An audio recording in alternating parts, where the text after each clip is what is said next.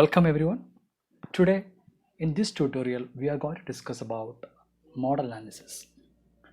So modal analysis of a 2 degrees of freedom system.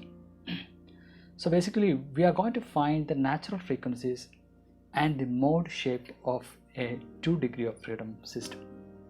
So before going into ANSYS workbench, first we will just discuss about the problem.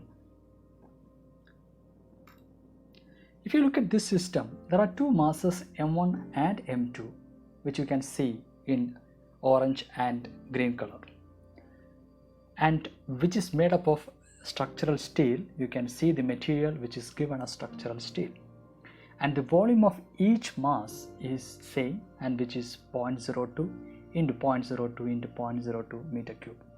So which will help us to find the total mass of each block.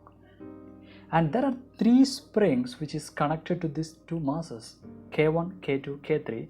For our simplification, we have taken this K1, K2, K3 values are same, that is 1000 Newton per meter. And each spring is having a length of 0.02 meter. Now we need to obtain the mass we can find from the ANSYS workbench, as well as we need to find the frequencies and the mode shape. Analytically, how to solve this one? I request you to go through this textbook S.S. Rao Mechanical Vibration 5th edition. There you can have a detailed description of how to find the mode shape and the natural frequencies. Since the degrees of freedom is 2, so that we can have 2 natural frequencies and we can have 2 mode shape. So you can see here, this is nothing but your governing equation of each mass, and finally you can obtain the omega 1 and omega 2. These are the natural frequencies of the system, root of k by m and root of 3k by m. And obviously you can see that here we have taken same mass as well as same spring constant. So using this one you will get the natural frequencies in radian per second, but when you do a modal analysis in ANSYS workbench, you will be getting in terms of hertz. Okay, and R1 and R2 are the ratios between the displacement, which will help us to find the mode shape analytically. I'm not going into that right now. I'll just show that what is the final output of this analytical solution. You can see here in the first mode, you are having two masses which is moving in the same direction with the same displacement, up and down, and in the second mode you can see the masses moving, one is moving up and another is going down, or in the opposite way. So basically it gives you an idea that how the system is moving for different frequencies. This same problem we are going to do it in ANSYS workbench, and we are going to compare the result with the analytical method.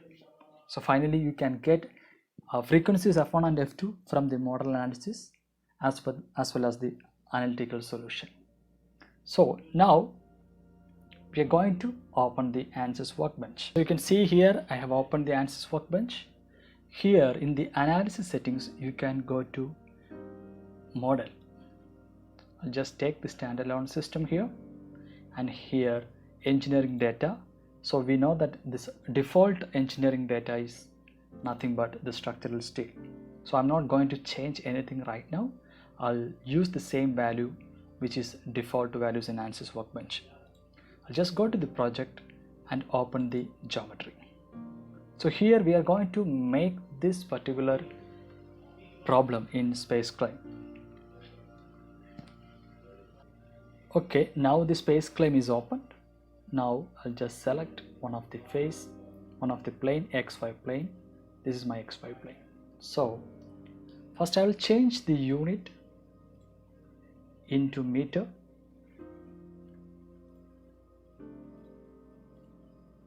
So that is easy to do. Yeah. Now you can just check in the problem. We have this volume 0.02, 0.02, 0.02 meter cube. So that means you can have a rectangle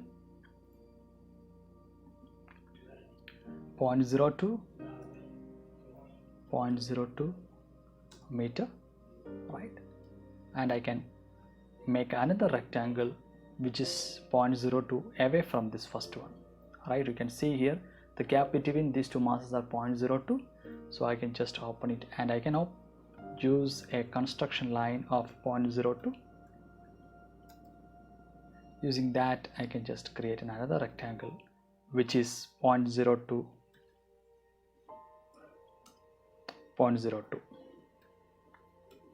So now we have these two sketches. I'll just click on the end sketch editing. Now you can see in this direction I can pull both, so I'll just select both, control select both, I'll just pull it, just pull it 0.02 meter. So now we have our two masses, right? Now I don't want this construction line to be present here, so I can just delete that, click and delete it. So now we are having two masses. So once you have this, you can go back to the workbench, you can open the model. Yes, now the model is imported into ANSYS Mechanical Model Analysis Enterprise. So here you have a mesh, you can see the geometry, we have two solid geometries, right? And the material is assigned as structural steel, automatically it's taken structural steel here. And you can actually, I have told you that we are taking as 2 degrees of freedom system, so that this mass will be moving in one direction, that is y direction. It is only displacing in y direction. Even this particular mass is also displaced in one direction. So, and these bodies are rigid, so I have to make sure that these two bodies are rigid. I'll just go to the solid, first solid, and you can see here the stiffness behavior is flexible right now. So I don't want to make it flexible because I want to make sure that this is a rigid body. So I'll change to flexible to rigid, and similarly in the second solid also I'll change to rigid. Once I have that, I can just come to mesh and update or generate the mesh. So we have a connections because we know that we are having three springs, right? So I'll just go to connections and I can insert a spring. So you can see here is changed to longitudinal spring. I'll put a spring between these two faces, this face and this face, right? And it's at the center.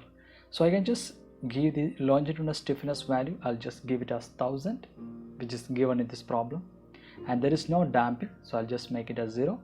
Spring length is 0.02 meter actually, but we don't have to give it here since we are going to select the reference and the mobile.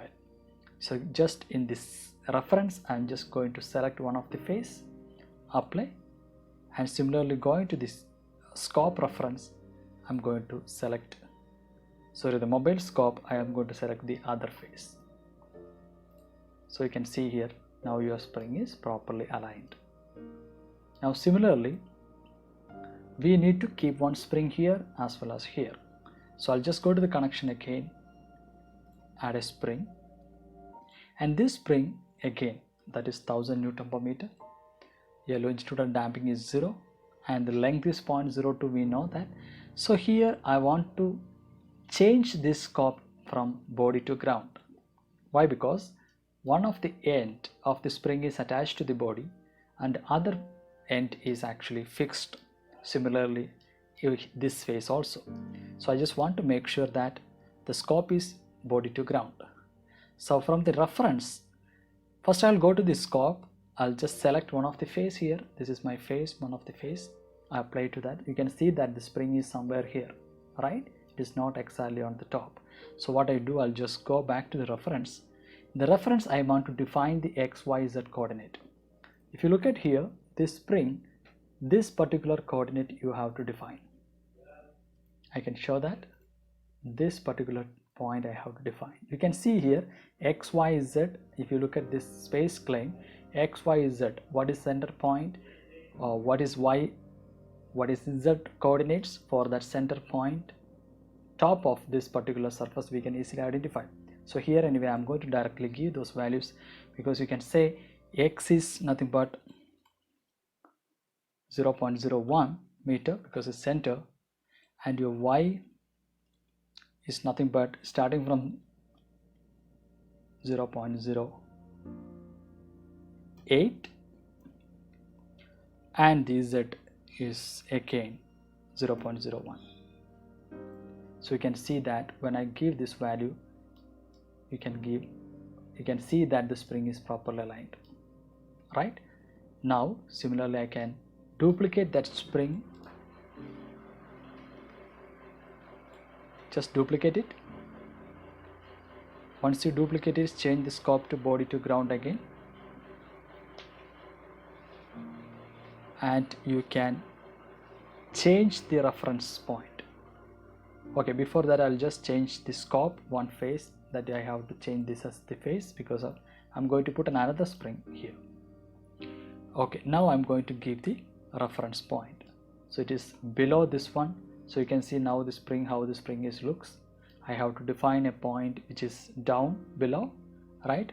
So the x coordinate will be same, z coordinate will be the same, but y coordinate will be below that, so we can just write minus 0.02. So you can see that how exactly, so this point only we have defined. Now we can have 3 springs, and automatically you can see the spring length is 0.002 meter. Now once you have this spring, every connectors are there. Now we go to the model analysis, go to the analysis settings. The maximum mode to find is 6. We know that if the default value is 6 in ANSYS Workbench, but for this particular system the maximum mode will be 2. So if you put 6 or 2, it doesn't matter, finally your output will be 2 only. So anyway, let it be 6. Now I'm going to solution, insert deformation, total deformation. Right? Now once I solve this one,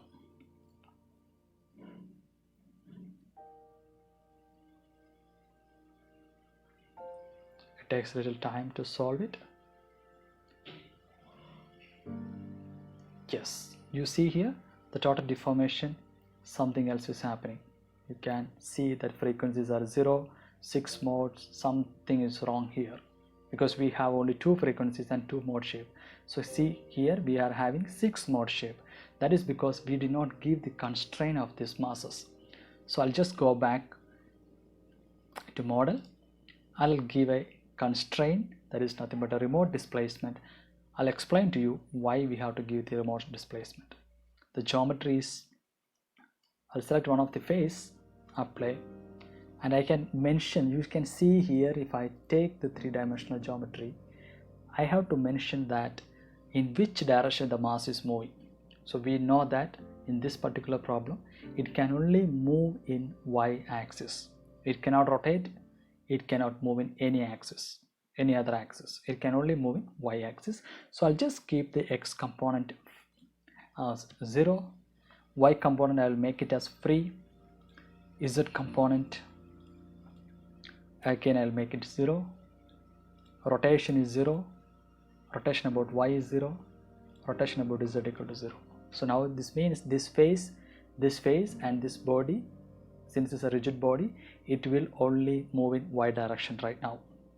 Similarly, I'll just duplicate it once again and I'll change the face to this one. You can see now there are 2 remote displacement, one is here, one is here. So that means these 2 bodies now we only move in y direction. That is the constraint we have given. So now I'll go back to solution, solve it.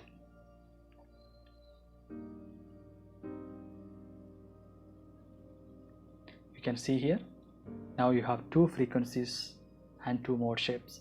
This is in Hertz.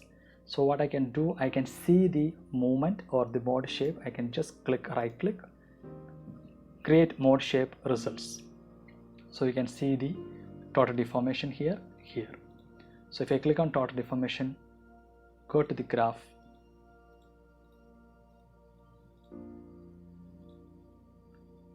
sorry, I have to evaluate table results. Yes. Yeah, go to the graph. You can see here how the body is moving. This is your first mode shape. You can see that how the mass is moving. Both are moving in the same displacement in the same direction, up and down, and with the frequency 20.084 Hertz. And going to the deformation, the next deformation, there you can see the mode 2, right? And just see how it is moving. You can see that masses are moving opposite with the same displacement. This is the 2 mode shape we have obtained. Now if you don't want to do here, just stop here, and if you don't want to create result from here, you can just delete this one. Just delete it. You can add total deformation. You can change the mode shape into 1, and you can duplicate it, and you can change this mode shape to 2. Now you can solve it. You will get the same results. Since it's a complete rigid body, that is the reason you can see only the nodes here. But if you change this solid into a flexible body, then you will be seeing the entire mass and the motion. But here the rigid body motion we are considering, so that we can have only these point nodes. Okay, and this 20.084 and 34.786 are the frequencies. This will be similar to what we can get it from here, root of k by m and root of 3k by m. And how will you find the mass of these 2 blocks? You can come here in the geometry, system solid. There you come to the properties. You can see the mass is nothing but 6.28 e raised to minus 2 kilogram.